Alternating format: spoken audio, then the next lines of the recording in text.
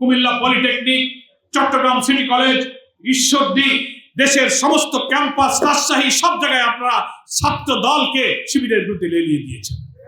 আপনারা জনগণকে ভুল বুঝিয়ে, মানুষকে ফাঁকি দিয়ে আগের সেই কর্তৃত্ববাদী ফ্যাসিবাদী শাসনের পথে আপনারা হাঁটছেন। কারণ আজীবন ক্ষমতায় থেকে প্রধানমন্ত্রীর অসীম ক্ষমতাকে দূর করার জন্যই এই সহস্রাধিক লোক কিন্তু জীবন দিয়েছে।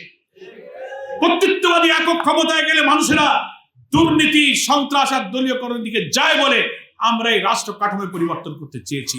আর আপনারা যে সব জায়গায় একমত হয়েছেন, তার চেয়ে বড় মৌলিক মেজর কনস্টিটিউশনাল রিফর্ম হচ্ছে এই 10টা পয়েন্টের মধ্যে। এটাই যদি না মানেন তো সেই রাষ্ট্র আবার ওই ফ্যাসিবাদী দিকেই যাত্রা শুরু করবে। দেশটাকে আপনারা সেদিকে নিয়ে যাচ্ছেন।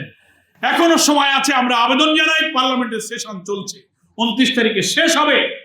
আপনারা ওই অপরিণামদর্শী পথ থেকে ফিরে আসুন। এই রাস্তা গণতন্ত্রের রাস্তা নয়, এই রাস্তা ফ্যাসিবাদ, কর্তৃত্ববাদী, দুর্নীতিবাদদের শাসনের রাস্তা। যাদেরকে বিদায় করার জন্য লোকেরা রক্ত দিয়েছে, আমরা আর কত রক্ত দেব? আমরা আর রক্ত দিতে চাই না। আপনারা ফিরে আসুন।